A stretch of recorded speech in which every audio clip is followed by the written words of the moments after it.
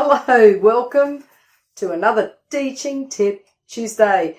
I thought I might just highlight a couple of ideas of ways to use one of the videos on my YouTube channel. Now, if you haven't discovered my YouTube channel, well, I guess you have if you're watching this teaching tip, because it's on my YouTube channel. Okay, though you could be watching it through Facebook. So if you've not got onto my YouTube channel, there's some really useful stuff. So I wanted to show you a video. Now, hopefully you can see it from there and I can operate. Okay, see how I go? Stretching the mic cord. I'll try and use my other hand. Okay, so if we go along, my latest upload, let's just pause. There you go. My latest upload for a teaching video, not a teaching tip, is this little guy here, Tars and TTs, with a drum beat backing. You've probably seen it. It goes like this. And we just read the rhythms over it. I don't know, I haven't got the volume up very loud, but it's got the sort of a bit of a rock beat underneath and the rhythm's showing. It changes early enough for you to read ahead, not to take a while to learn how to do that well. However, I will confess, my son put this one together for me. I made all the components, but he put it all together for me. And the yay at the end. I know that my students really like the yay. Now, what I wanted to do was to just go through some different ways that you can use that. So, actually, if I go through, let me just put a slide in the background that looks a bit fun. Okay, that's a bit more fun to have in the background. All right, let's just quickly, a few ideas. I have used this clip for grade 1 right up to year 6, and the year 6s love it. Now, my year 6s literacy level is well above just crotchets and quavers.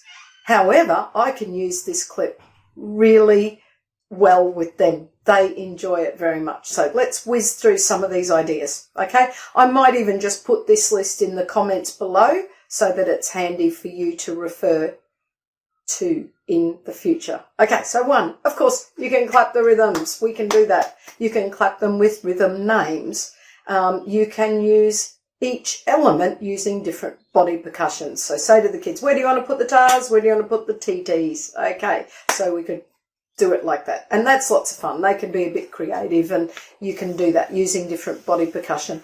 You could have half of the class perform the tars, half of the class perform the TTs. That's actually really difficult to do well and to do musically because you've got the TT tar and you'll have these gaps. So you want to just tell them, no, we want to make it sound like it's a nice little musical phrase. So it's actually quite difficult to do well. So try half and half, or for that matter, small groups or pairs, you know, that sort of thing. So tars and TTs, 2 groups. You could play on untuned percussion, any untuned percussion. I actually had some year 6s doing sort of no, they weren't 6s, somewhere in the middle. We were doing a rotation. I put out some tubs of instruments and they would play the instruments, then we'd swap round, we'd play the next ones, play the next ones. And all they were doing was practicing reading, but playing some different instruments, so they thought it was so cool.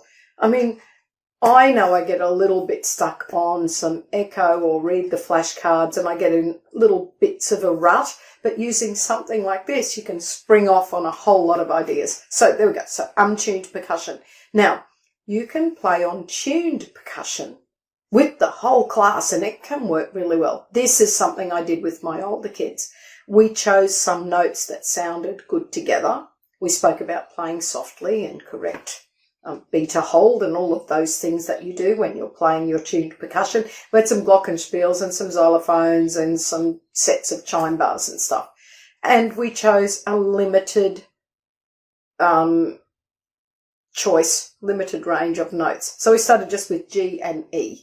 And we'd say they were minor third apart, they sounded good, it could be like so and me, etc., etc. So I said, you are going to play that rhythm when it appears. You're going to play the rhythm that's there softly so we can hear everybody on your choice of those two notes. So it sounded really musical and beautiful. You could do a major triad, you could do a minor triad, you could try all sorts of things as long as they sound quite nice together.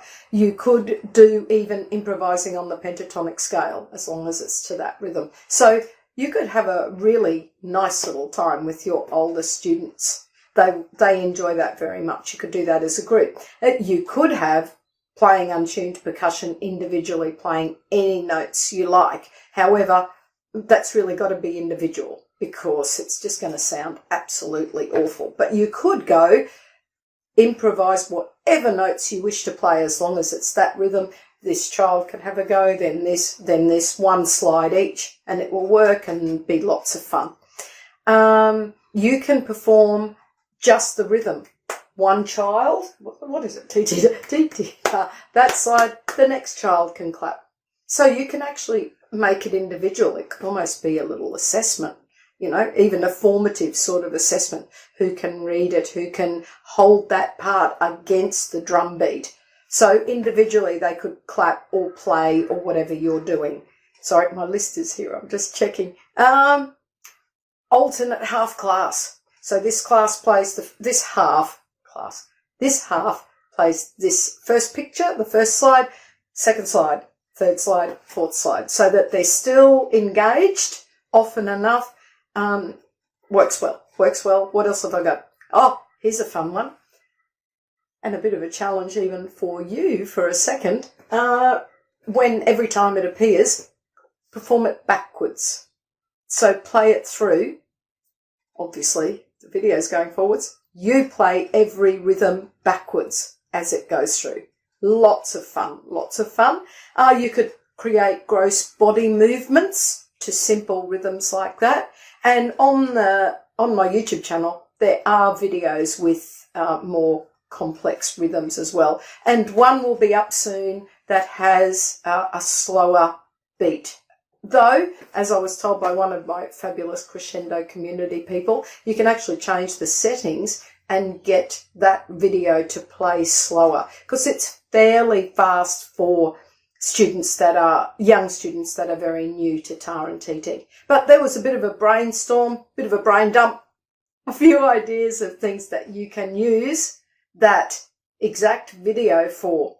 I hope you get a lot of use out of it because I find my own YouTube channel is a really cool, useful teaching resource. So I hope you find it useful as well and enjoy the Tar TT video.